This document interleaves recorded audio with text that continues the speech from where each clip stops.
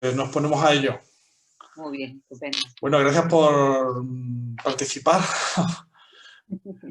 Que sepas que es la primera charla que vamos a grabar, no para la web, porque la tenemos un poquito de lado, porque esto del COVID se llevó por delante la web de SAPA, que hemos intentado tenerla ahí un poquito como punto de unión para los compañeros y los profesionales de paliativos. Y la verdad es que pensando el otro día qué hacer con la web, salió el anuncio del máster vuestro en la Universidad de Huelva y digo, pues es una buena excusa para hablar con Ángela y que nos explique lo del máster y no solo el máster, sino más cosas, ¿no? Y esa es la historia de esta llamada, Ángela. Aparte de que ya hace tiempo que tenemos pendiente de hablar con vosotros por todo eso que montasteis hace ya, no me quiero equivocar de cuánto, pero lo de Cuidados con Pasión, hace ya 2 años, ¿me equivoco o más? Casi 3, la Casi 3. página. Lo que pasa es que luego el movimiento así más potente, es verdad, casi llevamos 2 años dándole bastante fuerza, todo lo que podemos. Y Bueno, en la pues época del COVID más todavía, realmente, es cuando se convirtió. Era una página para la difusión, ¿no?, de un proyecto de investigación que estamos terminando de hacer toda la parte de transferencia y de presentación de resultados, un proyecto subvencionado, y teníamos eso como parte de la difusión. Pero cuando llegó el COVID pensamos que ese era un elemento, pero tenía que haber otros, entonces montamos una especie de banco de recursos para profesionales, para la gestión emocional en cuanto a todos los sistemas del COVID, ¿no? Y pues hicimos infografía, webinar y ese tipo de... yo tengo por aquí la página abierta en otro sitio que no se ve, en la página vuestra. Sí, Quiero recordar que todo esto, no sé cuándo fue, pero surgió, bueno, para mí, por lo menos el que lo ve de fuera, sí. hace tiempo un artículo que sacaste que estuvo muy bien colocado, me parece, el artículo sobre, estuvimos sobre la compasión, no sé si era sobre el entrenamiento de la compasión o sobre otra cosa, pero era un grupo de gente de Huelva, ¿no? Eras tú con más gente, ¿no? Ahora no lo tengo por delante, no lo he buscado, la verdad. Pero No sé fue como el... a cuál te refieres. No, verán, la trayectoria no es tanto a través de un artículo, sino nosotros coincidimos un grupo de profesionales en ASANEC, en el grupo de bioética de ASANEC, ahí Ah, empezó la trayectoria, y el grupo que era de producción y de reflexión sobre el tema de la bioética aplicada en distintos contextos, luego surgió la idea de empezar con un proyecto de investigación. Y empezamos con un proyecto de investigación de cómo muere la gente en Andalucía, se llamaba así. Y sí. era la parte cualitativa, ¿no?, que pensábamos que le faltaba al que había hecho la consejería, que estaba súper interesante. Y primero ese proyecto fue subvencionado y de ahí una de las ideas fuertes que sacamos fue la necesidad de trabajar con los profesionales, porque había pues mucha demanda por parte de los cuidadores, que era el enfoque que teníamos, de los cuidadores que estaban con los pacientes al final de la vida, de la necesidad de un mejor trato, de una mejor comunicación, de una mayor solvencia en distintas unidades y en distintas zonas de la atención sanitaria con respecto al final de la vida. Y entonces, empezando por ahí, que éramos bastante forofos del ámbito de los paliativos y muchos pues, hemos trabajado en eso, salió la idea de empezar a trabajar un poco la ética, desde ese punto de vista de la ética de la alteridad. Pensábamos que no había sido suficiente la puesta en marcha de la ley de muerte digna como para cambiar la práctica sanitaria en torno al final de la vida, y que quizá metiendo algún elemento de formación, de cultivo, con respecto a la ética de la alteridad, de la capacidad de ponerse en el lugar del otro, a lo mejor eso variaba. Y entonces pues empezamos a trabajar ese tema y solicitamos un proyecto de investigación, y ahí viene el tema de cuidados con pasión. Solicitamos un proyecto de investigación que fue subvencionado sobre la fatiga por compasión en profesionales en Andalucía, y eso es lo que hemos estado haciendo todo ese tiempo. Mientras hemos ido haciendo esa investigación, hemos ido cambiando nosotros un poco también, ¿no?, con el acercamiento al ámbito de la compasión, ¿no? Y bueno, ahí han salido muchas cosillas. Bueno, que es un camino que empezaste, entiendo, un grupo, ¿no?, de profesionales de enfermería Sí, sí. y que poco a poco os ha ido llevando un poco el trabajo, ¿no? Es decir, a lo mejor la idea que tenéis ahora no es la que con la que empezasteis, pero la motivación creo que sí, ¿no, Ángela? La Por lo que motivación, estáis en esto. la motivación es cada vez más fuerte. sea, cada vez con más ganas, porque, claro, uno empieza con muchas ganas, ¿no? De ver qué pasa y de ver, y ahora lo que tenemos es ganas no solo de ver qué pasa, sino de transformar lo que pasa y de intentar poner algún grano de arena, cuanto más potente mejor nos gustaría, pero sabemos que es un grano de arena, para cambiar no solo a las personas que brindan los cuidados, que atienden a las personas, sino para cambiar un poco la dinámica de las instituciones, ¿no? Y ahí la compasión, que es una cosa que ahora está como muy, no sé, muy llevada y muy traída, Sí. pues ciertamente tiene un sustento teórico y metodológico muy importante que habría que meter a fuego en las instituciones y en los servicios, ¿no? Y en todos nosotros. Entonces, estamos cada vez con más ganas, con más deseo y con más cosas que hacer, ¿no? Con más proyectos e ideas que hacer, porque todas las manos son pocas, desde luego. Ángela, una de las preguntas que tenía pensada para ti, que la tengo no he preparado muchas cosas, pero una de las preguntas que tenía era, porque la verdad es que vuestro trabajo a mí me interpela como profesional, ¿no? Y yo ya pinto canas y me acuerdo de cuando jovencito, cuando todavía no estaban los comités de ética de Andalucía regulados, que sonaba el de Arrisaca como el innovador, había en los hospitales unos grupos que se llamaban de humanización, ¿no? Entonces, yo veía un poco, te estoy escuchando a ti, me estoy acordando, la humanización que yo conocí acabó en la ética de los comités, ¿no? Y ahora la ética nos vuelve a llevar a la humanización, ¿no? ¿Y esto por qué será, no? Y te iba a preguntar, ¿cualquier tiempo pasado fue mejor o tú cómo lo ves esto? No, mira, coincido contigo en eso de que hubo una época en que empezamos a hablar de humanización, pero es que hace 2 días todos los planes de la consejería, todos los procesos, todos tenían su palabra humanización puesto, y las últimas jornadas, antes del COVID, toda la época pre-COVID muy cercana, era humanización en todos los congresos, jornadas, no sé qué. Claro, es que es una tarea pendiente del sistema sanitario y confluye por todos lados. Fijaros que a nosotros, ¿no? El ámbito de la bioética nos llevó a ver qué pasaba con la puesta en marcha de una ley que no progresó, o que pensamos que no ha progresado, que no ha cambiado radicalmente, ¿no? La atención a los pacientes. Eso es un planteamiento ético, pero detrás del planteamiento ético hay un reto de hacer los sistemas de cuidados y de atención a las personas pues mucho más a la altura de la dignidad humana. Y eso está conectado absolutamente con el punto de vista ético de la ética deontológica y la ética aplicada. Entonces, la humanización, la ética y la compasión son como 3 picos de un mismo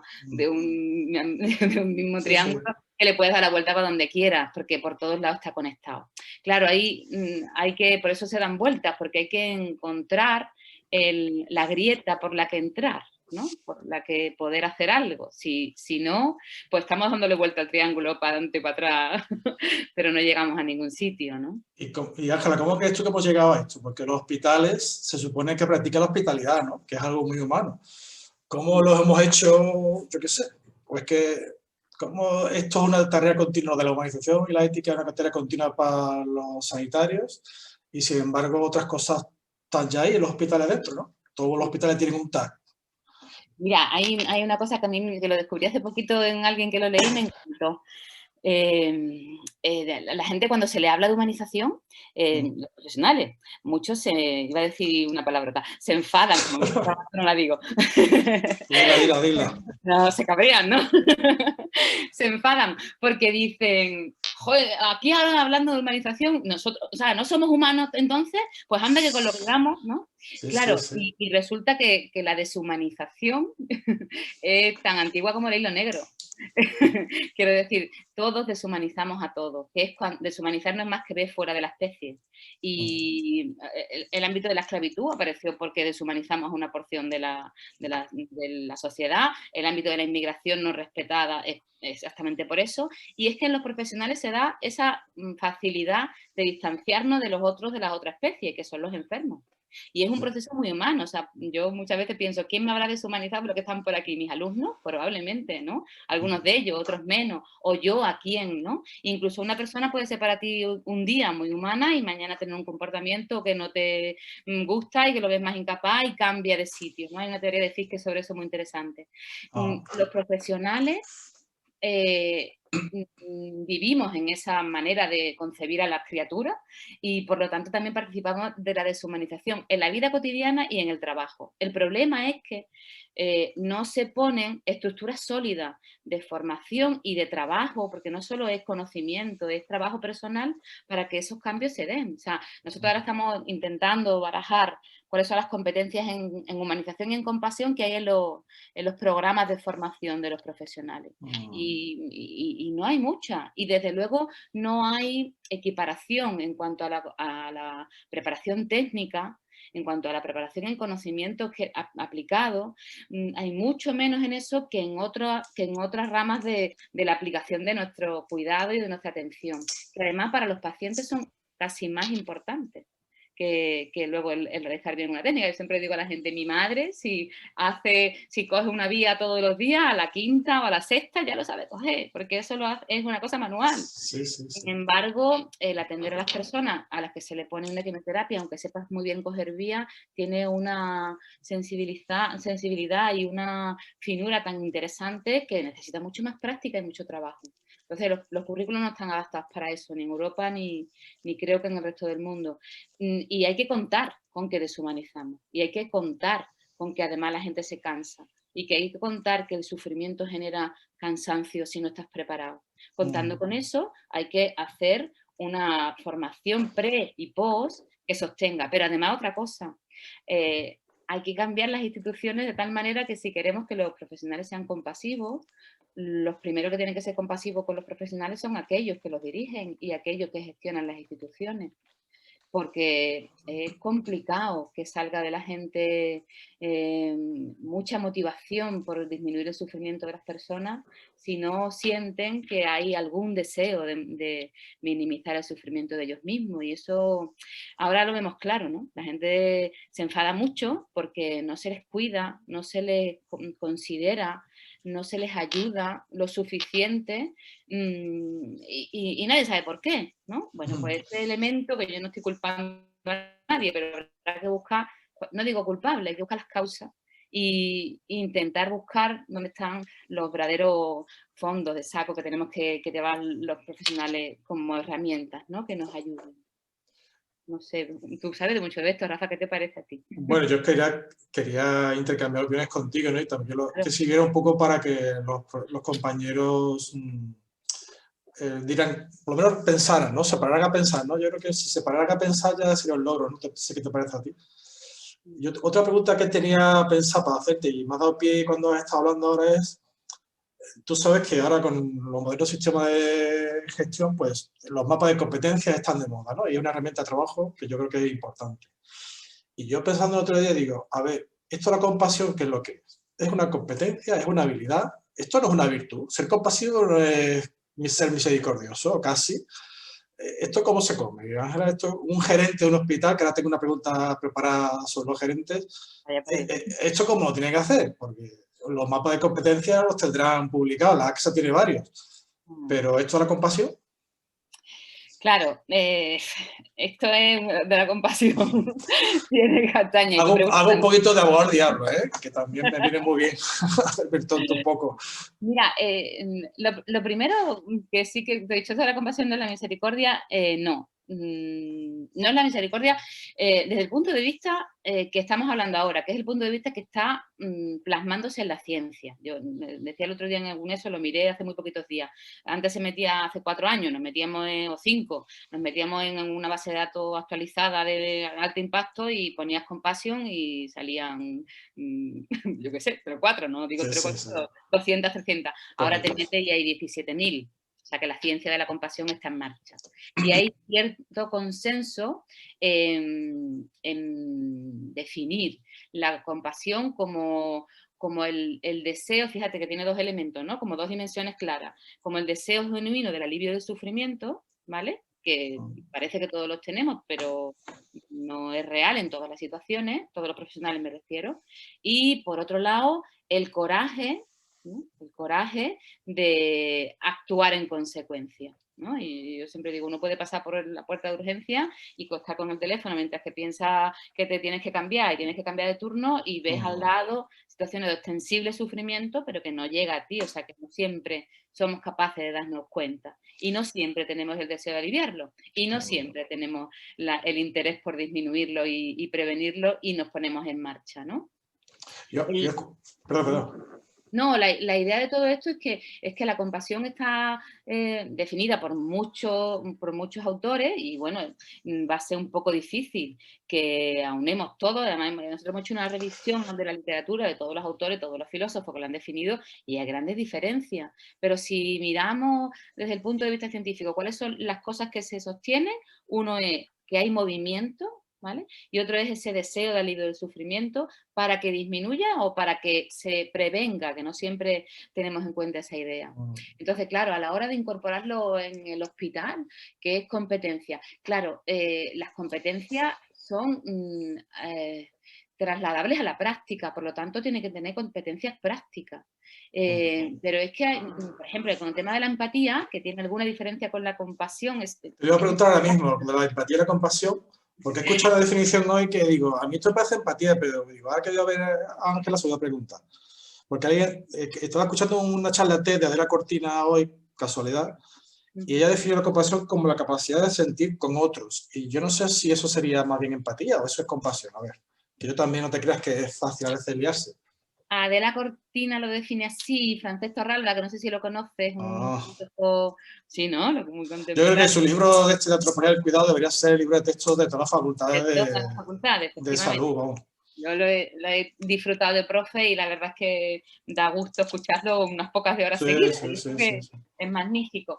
Y él habla de la compasión como sentir el sufrimiento del otro.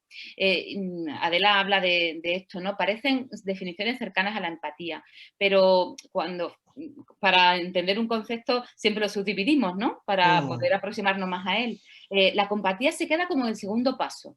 El darnos cuenta del sufrimiento, que no siempre nos damos, y después esa capacidad de resonar con el sufrimiento del otro. Algo como que te importa.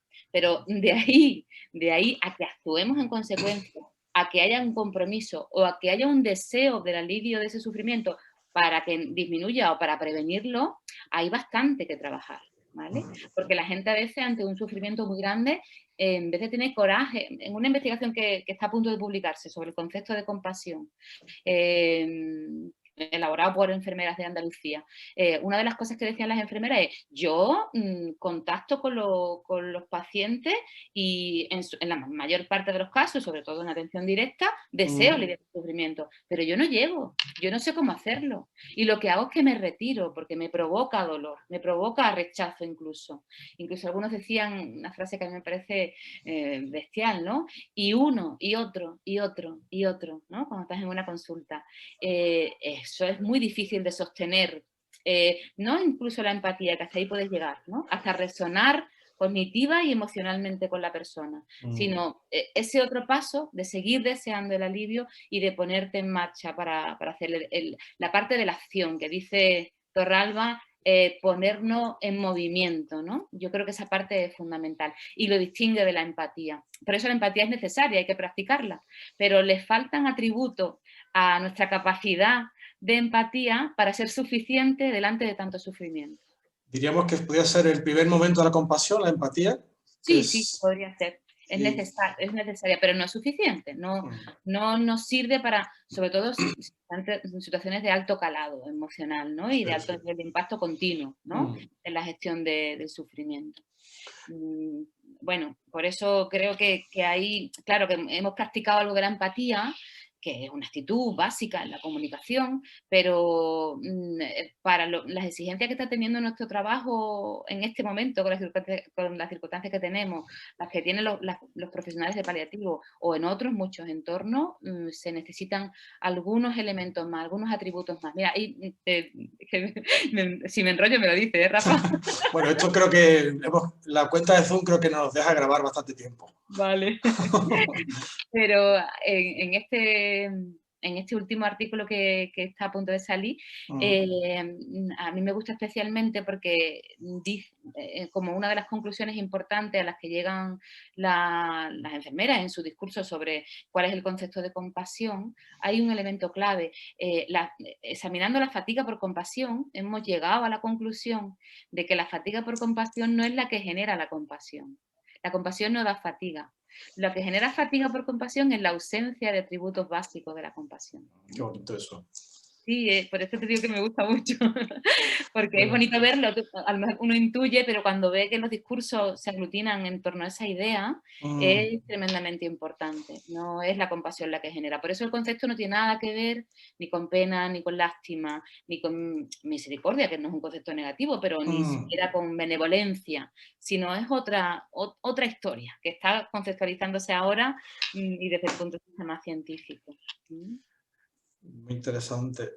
Yo una vez escuché a un profesor de paliativo, uno de los clásicos de España, a Carlos Centeno, hablar del potencial humanizador de los cuidados paliativos.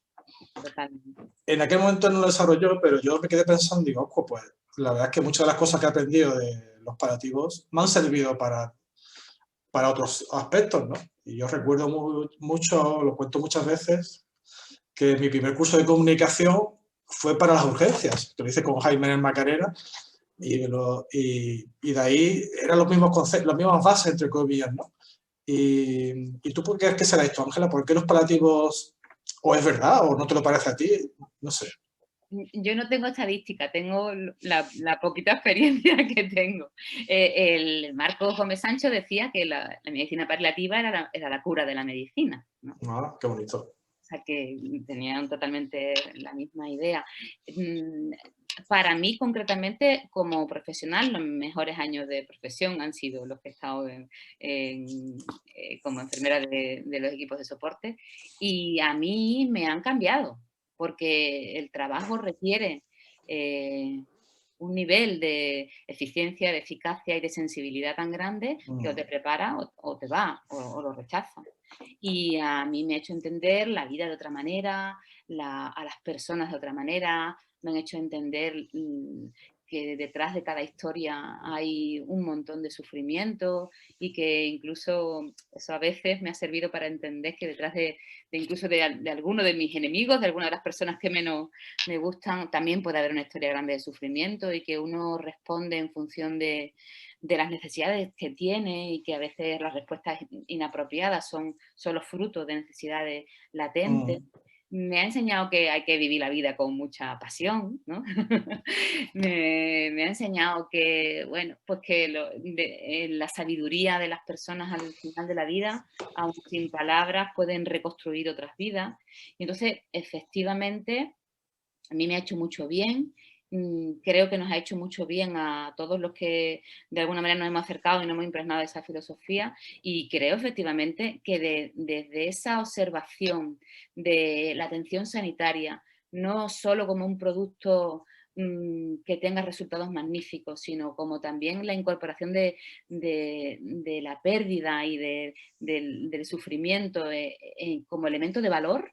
Creo que eso sí que puede modificar la estructura, y que sí que puede modificar la atención, ¿no? Porque estamos acostumbrados a planificar la atención sanitaria en función de los resultados en salud que queremos, de los resultados sanitarios que observamos, de la disminución de los costes, pero el incluir como elemento clave el sufrimiento de las personas y la limitación que tenemos, pues es lo que estamos teniendo que hacer ahora. Por eso nos ha cogido con tanto vértigo esta situación, ¿no? Sí, sí, sí. No se ha incluido en ningún caso, ¿no? No es un elemento que se integre en el pensamiento de las decisiones, en el pensamiento de la toma de decisiones prácticas, ¿no? Y por eso creo que los cuidados paliativos tienen todo que decir, todo que decir. ¿Tú crees que en esta crisis de COVID que estamos pasando nos ha faltado compasión o no? Ay. ¿O nos han faltado recursos? ¿O las dos cosas? Te digo lo que y así me escapo un poco. Te digo lo que decimos en un artículo que hemos publicado. ¡Ajá! Tiene un artículo para todo. casi todo. Oye, pues está muy bien, está muy bien. Dice uno de los artículos que hemos publicado con profesionales en época de COVID. Fíjate, dice que los profesionales más dañados, con más aumento, con fatiga compasiva y con burnout de esta época de COVID han sido los profesionales de atención primaria, especialmente los profesionales médicos de atención primaria. Y sin embargo, las enfermeras, que eran las que habíamos estudiado previamente, no de forma fantástica, no que se hayan solucionado todos sus problemas, pero han aumentado la satisfacción compasiva y han disminuido la fatiga compasiva un poco. Y esos datos son de la época de la primera ola a full, las primeras semanas más fuertes. Más duras.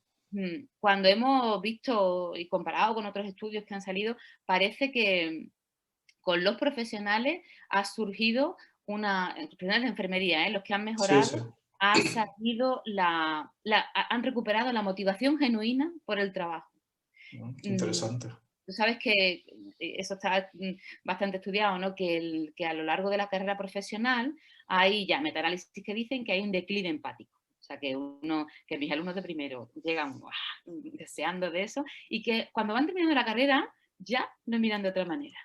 Y conforme va bajando, el declive empático es claro, no digo en todos, por supuesto, son estadísticas, pero sí que hay muchos estudios que lo demuestran. Yo creo que en ese momento las enfermeras salieron, sobre todo las de primaria, salieron a la calle, ¿vale? Estuvieron en contacto con el sufrimiento y por un lado recuperaron su motivación por el trabajo. Y esto ya sabemos que hay gente que puede estar en circunstancias muy adversas y que son capaces de trabajar muy duro y el trabajo le da muchísima satisfacción. Y eso ocurrió en ese momento. Curioso. Sí, además otro elemento que creemos que fue favorecedor fue el reconocimiento, ¿no? de las personas a nivel de esa enfermería. Sin embargo, los profesionales de atención primaria, al menos en Andalucía, pero también en otras zonas, han tenido que cambiar su sistemática de trabajo y se ha hecho mucha teléfono atención, ¿no? Con lo cual Ángela, se han separado un poco más. te estoy escuchando y me estoy acordando ahora mismo de cuando aquí en Cudeca viene gente a visitarnos, a conocer qué es Cudeca, que son los cuidados paliativos, y mucha gente pues viene como que nos respeta muchísimo diciendo hay que ver qué cosa más dura que hacéis, ¿no? Y cuando le preguntan a los compañeros de a pie, los enfermeros, los médicos, pues la verdad es que todo el mundo dice que está encantado de trabajar aquí y que el trabajo le reporta muchos beneficios. ¿No será que la relación de ayuda es bidireccional? Que ayudamos y nos ayuda, como dice San Juan de Dios, hazte un bien a ti mismo, ¿no? ¿No será eso, que el trabajar y el contacto con la persona que sufre te devuelve mucho más? Sí, segura estoy de eso, por experiencia, te devuelve mucho más. Y en el ámbito de lo que estamos hablando de la compasión, el último elemento, que no lo hemos hablado porque no ha salido, pero el último elemento que se dibuja en esa gráfica así más teórica es el brillo cálido, la satisfacción compasiva. O sea que todo trabajo realizado en el ámbito del sufrimiento que tiene herramientas para enfrentar con coraje este sufrimiento y se abre a él y es capaz de acompañarlo, tiene un impacto en satisfacción tremendo. Y eso es lo que ha ocurrido con estas enfermeras de este trabajo y puede ocurrir perfectamente con los cuidados paliativos. Claro que es un trabajo duro, pero es un trabajo absolutamente satisfactorio si tiene las herramientas, ¿eh? Los que no tienen las herramientas, por eso decía, o te la fabrica o te va, pero el que será es capaz de fabricar, el que tiene, como vosotros, ¿no? Que tenéis pues mucha formación, mucha preparación y mucha experiencia ya para acompañamiento a la gente que empieza, pues hacéis un colchón, ¿no? Que la gente va madurando y creciendo. Ojalá eso estuviera en todos los entornos, ¿no? Y pudiéramos trasladarlo. Una cosa que se me ha pasado por encima es presentarte bien, porque tu currículum, vamos, es que como si tú fueras nueva y la verdad es que me da un poco de rabia, pero la verdad es que me encuentro tan a gusto contigo y se me ha pasado. Pero una de las cosas que pone en tu currículum es que te has formado, eres, no sé cómo se dice, si es coach o trainer, pero eres monitora de, ¿cómo se dice? Instructora. Instructora. Porque te has formado en Stanford, creo, ¿no? Con el programa de ellos de CCT. Sí. Eso es. Y justo antes has dicho que trabajaste un tiempo en paliativos, que ahí pudiste ejercer tu compasión, entre comillas. ¿Qué diferencia hay entre la Ángela sin esa formación de Stanford, entre comillas, y la Ángela que ahora pasó por ese proceso de formación, ¿no? ¿Qué ha cambiado? Si ha cambiado algo radicalmente o no. Sí, sí ha cambiado. Te cuento que este camino lo empecé yo sola. El equipo de paliativos de Huelva, bueno, casi todo el equipo, ¿no? Porque fuimos casi todos, pero algunos no pudieron. Casi todo el equipo de paliativos de Huelva hicimos el entrenamiento en el cultivo de la compasión con Gonzalo Brito en Sevilla. Y eso, te puedo asegurar que, por lo menos el grupo que lo hicimos, y creo que un poco al resto, no tuvo más remedio que darle una vuelta, ¿no? De ahí nació yo dije, yo quiero eso, ¿no? Yo me acuerdo que vi a Gonzalo Brito una vez hablando en un congreso en Sevilla, de la CESPAL, y a lo lejos con quién estaba, no me acuerdo. Bueno, y dije, yo quiero saber de eso, ¿no? Cuando hicimos el cultivo, el entrenamiento, que dura 8 semanas, a mí me sorprendió gratísimamente porque me amplió la mirada. Había muchas cosas que yo ya tenía en mi cabeza, ¿no? Por mi formación, por mi desarrollo y por todo eso. Tenía en la cabeza, pero entender que la compasión no tiene límites, era muy heavy, como herramienta personal de desarrollo, pero como herramienta de trabajo, que la compasión no tenía límites, y verlo con claridad, poder trabajar en eso, poder trabajar que una de las cosas que más amplía la mirada es el ver al mundo como una humanidad compartida, que todos tenemos como principal deseo y anhelo en la vida ser felices y estar libres de sufrimiento, y en eso somos exactamente iguales. Desarrollar un poquito más la autocompasión, que ya sabes que es una tarea pendiente en muchos de nosotros, y en mí al menos lo era, me cambió. Yo soy así de loca. Cuando veo algo que me atrae mucho, pues digo, yo voy a intentarlo, y salió en la instructoría y me apunté.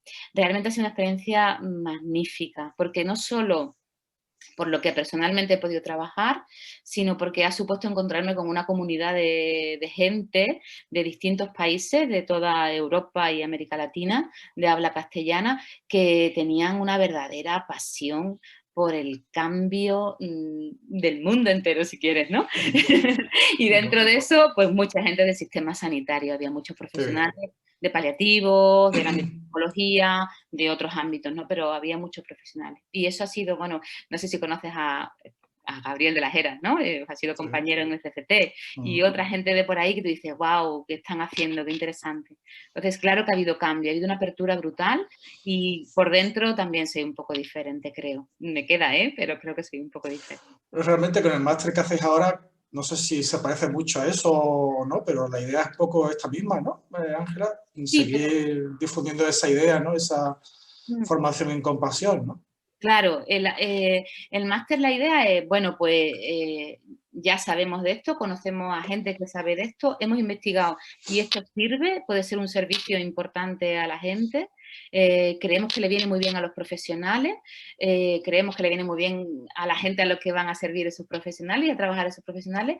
Vamos a ponerlo en marcha. Y dándole vueltas conceptuales, por eso tiene 2 partes, se llama máster en compasión y relación de ayuda, porque empezamos por la relación de ayuda. Primero las habilidades no básicas que se dan en los grados, sino habilidades avanzadas de comunicación, de counseling, de aceptación incondicional, de validación, de, bueno, técnicas, habilidades, hasta que en algún momento pasamos al ámbito de la compasión y del trabajo de la compasión a través de prácticas como el mindfulness y prácticas de otro tipo informales de la vida cotidiana, etcétera, etcétera. Y entonces sí que tiene pues módulos que hablamos de relación de ayuda, otros que se habla de la ética de la compasión, y ya al final, las 4 últimas módulos, que son 4 meses, sí que es el desarrollo de ese concepto de compasión, pasando primero por la autocompasión, luego la compasión con las personas difíciles y posteriormente con la compasión a una humanidad abierta, ¿no? A un sistema. Y siempre entroncados desde el punto de vista sanitario, que esta formación que yo he hecho no era explícita en eso, ¿no? No tenía explícita relación con los pacientes, era otra cuestión, ¿no? Entonces, ahí enfocado. No sé qué te parece a ti, Ángela, pero a mí el concepto de relación de ayuda me parece quizá el concepto que a mí me ayuda más a explicar a los compañeros en qué consiste esto del trabajo sanitario, ¿no? Digo, pero si te parece a ti que venimos de una época en la que el paciente ha sido muchos años usuario, ¿no? Y la relación ha sido un poco esa relación contractual, el consentimiento informado, que por supuesto es muy necesario, pero a veces se ha huido de considerar al paciente como alguien vulnerable en estado de ayuda, ¿no? No sé si... Me estoy acordando ahora mismo que te estoy hablando de lo que habla Francesc Farrar en su libro de la vulnerabilidad, ¿no? Y de cómo eso no significa tener menos autonomía o menos dignidad, sino al contrario, que es un poco como más compromiso, ¿no? Te obliga a más para poder aumentar esa autonomía del paciente, ¿no? Y no sé si alguna vez en algunos momentos lo hemos contrapuesto, ¿no? El de autonomía con esto de la ayuda, ¿no? Como si el paciente no necesitara de nosotros, de los profesionales. No sé qué te parece. Mira, hay dos cosas que se me ocurren con lo que dices. Uno, el concepto de relación de ayuda está puesto en el máster y en la práctica que solemos hacer a propósito, porque hablamos de counseling, hablamos de coaching, hablamos de muchos términos anglosajones, pero la relación de ayuda es realmente la definida por Carl Rogers, ¿no? Desde un punto de vista muy humanístico, poniendo a la persona en el centro, donde efectivamente cuando traducen las palabras hay un ayudante y un ayudado, pero que están en situación de simetría moral, ¿no? Efectivamente tenemos que asumir que cuando estamos acompañando procesos difíciles hay una persona que necesita ayuda y otra que es la que ejerce de ayudante, ¿no? Y ese ayudante tiene que tener la responsabilidad de tener las herramientas necesarias y suficientes. Integrar que eso es así, no hay ningún problema siempre que tú sepas o que yo sepa y que todos sepamos que unas veces somos ayudantes y otras veces somos ayudados. No solo en el trabajo, o sea, no solo en la vida, sino incluso en el trabajo, ¿no? Que a lo mejor salgo de la consulta y he hecho todo lo posible con todas mis cosas con este paciente y ahora necesito que alguien me eche una mano y me escuche un poquito para yo librarme de lo que me ha recordado o de lo que tal. Mientras que eso esté claro, que toda la vida se compone de situaciones que alguien nos ayuda y que alguien ayudamos, yo creo que es fundamental integrar el elemento. Y otra cosa que decías tú, la vulnerabilidad mi marido, que no sabía que estaba grabando. La vulnerabilidad se opone a la autonomía. Fíjate que en el último trabajo que estamos haciendo hemos introducido un elemento nuevo que es la resiliencia, medir un poco qué es la resiliencia, y hay una definición muy chula nueva de la resiliencia que dice que el primer elemento de la resiliencia es aceptar la vulnerabilidad y la impermanencia. O sea, que somos más resilientes cuando aceptamos que somos vulnerables y que somos caducos, finitos, ¿no? Y eso personalmente y en el mundo. O sea, si Europa aceptáramos que somos vulnerables y caducos, tendríamos otra manera de tomarnos las situaciones, ¿no? Entonces, es un poco la aproximación al final de la vida, si quiere, o a la fragilidad del ser humano, si quiere. Tenemos tan asentada la idea de que vivimos en un mundo muy desarrollado con muchas posibilidades y que todo va a paliarse, que todo se puede curar, incluso hay mucha gente, ¿no? Que todavía rechaza cuando le dicen, no, ya no hay tratamiento activo posible. ¿Cómo que no? ¿Cómo no va a haber nada? Pues la primer elemento de resiliencia es aceptar que efectivamente somos muy limitados, somos muy vulnerables y somos impermanentes. Eso me gusta mucho. Cuando te estoy escuchando me estoy acordando, digo, cuando hablamos de estas cosas usamos conceptos que muchas veces pertenecen al campo de la filosofía, a veces, ¿no? Incluso el otro día en la sesión de espiritualidad que nos dio Elisa, digo, yo me acuerdo muchas veces cuando hablas de estos conceptos la gente se cree que eres cura o una monja o esto, ¿no? Porque son conceptos que por desgracia no son tan ajenos al ámbito profesional o lo han sido que interpelan todavía mucho a los compañeros, ¿no? Antes has dicho una cosa muy interesante que era el tema de la autoconciencia, la autocompasión, ¿no? Entonces, has usado el término autocompasión. Y el otro día Elisa, en la sesión de espiritualidad aquí en Cudeca, nos habló de la autoconciencia, la necesidad de los autocuidados también un poco, ¿no? Para poder afrontar el sufrimiento. Y con esto enlazo con el tema de la gestión de los servicios, ¿no? Con los compañeros, una paradoja que para mí se dio en su momento, no sé si, igual estabas tú en aquí el encuentro. El primer encuentro que hizo el Plan Andaluz de Cuidados Paliativos iba sobre espiritualidad y creo que sobre autocuidados también. Fue allí en Huelva, no recuerdo en qué sitio fue. Yo no pude ir, si igual estabas tú por ahí. Sí, creo que sí. Pero se dio la curiosidad, la paradoja de que no se puede acreditar por la AXA porque la AXA no acredita actividades que hablen de espiritualidad. Al grupo de espiritualidad de SAPA le ha pasado igual hace poco en Úbeda, que hemos dado un taller de espiritualidad, bueno, hace unos meses ya, y tampoco se puede acreditar porque no entra en el esquema de... Entonces, es curioso todo esto, ¿no? Y cómo queremos dar cuidados y compasión a los usuarios, a los pacientes, pero en los esquemas de gestión no entran, ¿no? Mira, Rafa, y pido perdón si ofendo a alguien, pero, pero ahora es la segunda edición y estoy dando un curso en la Escuela Andaluza sobre autocuidado Eso es verdad, de la ¿verdad? pandemia, ¿vale? Lo intentamos en la primera ocasión y no se pudo acreditar, y lo hemos intentado en esta segunda y no se puede acreditar. Realmente no se puede acreditar porque los acreditadores ni siquiera entran en la acreditación, porque nos mandaron la legislación o las bases de la ASA, aparece que no serán acreditables ningún curso que se dirija al autocuidado de profesionales. Yo lo respeto, la gente que se apunta al curso sabe que no va a tener acreditación, pero yo digo, no lo digo no lo digo por apertura de mente, no lo digo por integración de otros elementos, lo digo por cuentas. O sea, es mucho más coste eficiente un profesional que está bien que uno que está quemado, agobiado, sin fuerza, sin ganas.